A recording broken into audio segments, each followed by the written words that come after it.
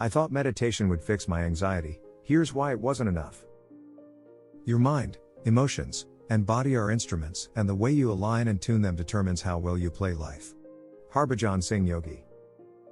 The earliest memory of my anxiety was at 10 years old in 5th grade. I remember it so vividly because in middle school the bus came at 6:22 a.m. exactly in the morning. Each night I would look at my Garfield clock and think, if I fall asleep now, I'll get 5 hours of sleep. If I fall asleep now, I'll get 4 hours of sleep. If I fall asleep now, I'll get 3 hours of sleep. And without fail, my sister would slam my door open at 6:15 because my alarm didn't wake me, yelling that we're going to miss the bus, and this is the last time she's going to wake me up. I didn't know I had anxiety. When my doctor asked my mother, how is she sleeping? The answer was always she's never been much of a sleeper. And that was that. Or when I couldn't concentrate in school and do my homework, the answer was ADHD and I was given medication, which helped a little but didn't solve the problem. In high school, the anxiety about going to school was worse. I couldn't eat breakfast because I was too nauseous in the morning from stress. By college, my TMJ was so bad that there were months when I could barely open my mouth because my jaw was so tight. I had started scraping at my knuckles with a dull butter knife as a physical distraction from the angry swirl of anxiety in my stomach. More of this as the years went on. In my late 20s, after panic attacks that sent me to the emergency room, codependent relationships driven by the fear of rejection, and a wreck of a body with daily tension headaches, stomach issues, and a barely existent immune system, I finally figured out that this was all anxiety. It was starting to make sense why my pursuit of symptom relief for all my physical ailments was not working. I wasn't getting to the root of the problem. In came meditation into my life. And it helped, a lot. It helped calm me. It taught me how to breathe properly.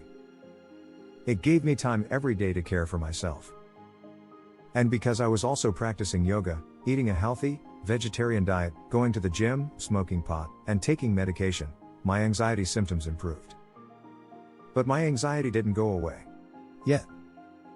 Without really understanding what anxiety is and why meditation helps, and what is missing from the equation, I was stuck from progressing further in my recovery.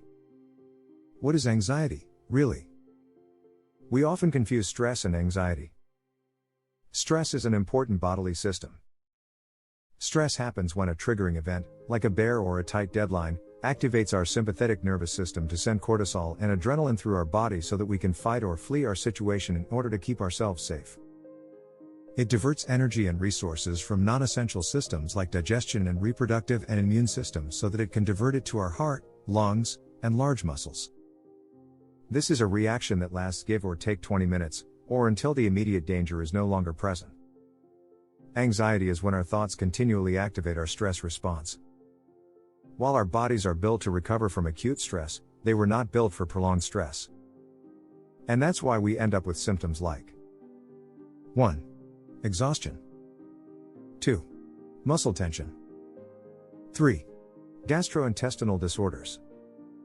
4. Immune suppression. 5. Fertility and menstrual disorders. 6. Headaches. 7. And like 100 other things. How meditation can help with anxiety. Like I said, I was definitely seeing the benefits of meditation, but I wasn't seeing more progress with my anxiety. That's when I realized I had to change how I meditated and learned how to practice even when I wasn't meditating. Meditation is more than just focusing on your breath. It is a training exercise for your mind. The goal isn't to relax, though that is often a wonderful side effect. It is to change your relationship with the thoughts that come into your head. That was the first lesson that made a world of difference in my practice, learning that you are not your thoughts. It blew my mind at first, but then it made sense. I have thoughts. I have ideas, stories, and sentences constructed by my brain to try to explain a situation.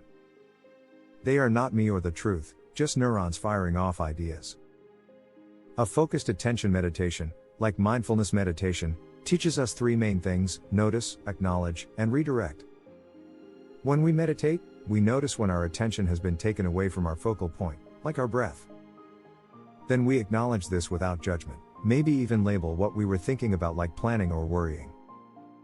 And then we gently release our hold on that thought and redirect our attention back to where we want it, our breath. This process of noticing, acknowledging, and redirecting teaches us how to 1. Be in the present moment. 2. Become consciously aware of our thoughts. 3. Choose curiosity over judgment. 4. Practice self-compassion and patience. 5. Let go of control. These are all skills essential to learning how to relate differently to the thoughts that cause our anxiety. Once I started thinking of meditation as practice, like football practice, I began to realize that each 2, 5, or 20-minute session of meditation was really preparing my mind to handle the real-world stressors off of my meditation cushion. So, when I texted a friend and she didn't text back an old trigger of mine, I was learning how to 1. Notice, I'm feeling anxious because I am thinking the reason she hasn't replied is because she doesn't like me as much as I like her, and I'm believing that her reply would prove that I am good enough and likable. 2. Acknowledge, this is an uncomfortable feeling, but I will allow it to be here until it has passed. 2. Even though she hasn't replied, I choose to love and accept myself. 3. Redirect, I open to the possibility that her lack of reply could have another explanation, she may be busy or sick or forgot to reply. 3. I can wait or I can message her again. 3. Even if she is angry with me, I can make amends because I am a good person.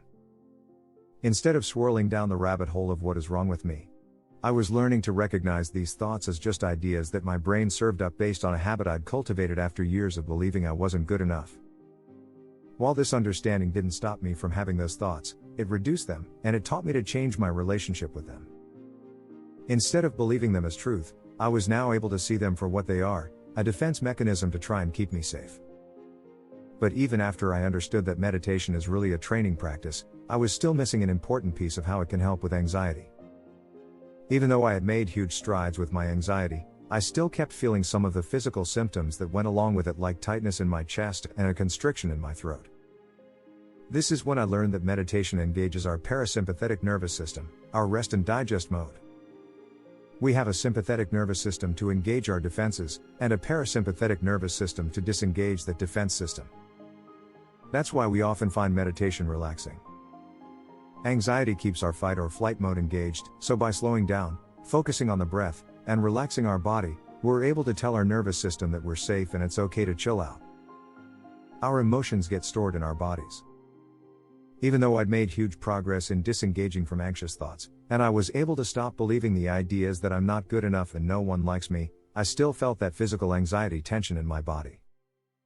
That's the piece that was missing for me for many years, the knowledge that our emotions get stored in our physical body. By that I mean we carry a muscle memory of how our body responded to our stress triggers in the past. Have you ever had a meeting coming up that you know you are ready for, yet still you feel nervous? Or you try to relax, and you have nothing to be stressed about, yet your body is still tense? That's what I'm talking about. While meditation helped me reduce these physical symptoms, I still held that tension. I came to realize that we each need to find the right tools for us, beyond meditation, to continually and regularly engage our calming systems. There are lots of ways to do that. Practicing yoga, walking or dancing, laughing, singing, petting a cute puppy. All of which helped me some. There are other embodiment practices as well that can send sensory information directly to our vagus nerve, a huge part of our parasympathetic system, that we are safe and we can relax. I found it fascinating to learn that it is our nervous system that creates our muscle tension. For example, if you were put under anesthesia, your muscles would go limp. Once you woke up, your nervous system would remember where it was tense and tighten back up. This feeling of physical tension sends a signal back up to our brains that we are not completely safe, and that's why it's hard to shake that feeling of anxiety even when all is well. The practices in addition to meditation that helped me personally to release that lingering tension were things like 1. Acupuncture. I had a huge physical release after a session once that blew my mind. 2. Tapping, EFT. 3. Reiki. 4. Kundalini breathwork. 5. And a few simple vagal nerve stimulation practices that send sensory information directly to the nervous system. One example of vagal nerve activation is to lie on the floor with your nose pointed toward the ceiling. Using just your eyes, look to the right and hold the gaze until you notice a shift in your energy, a need to swallow, a sigh, or a deep breath. Then relax back at neutral and repeat by looking off to the left. If you've practiced meditation to help with your anxiety and it didn't work, or didn't completely work, try the notice, acknowledge, and redirect technique I mentioned above to take power back from anxious thoughts. And if you still feel the emotions trapped in your body, perhaps trying new embodiment practices can help you release that stored tension.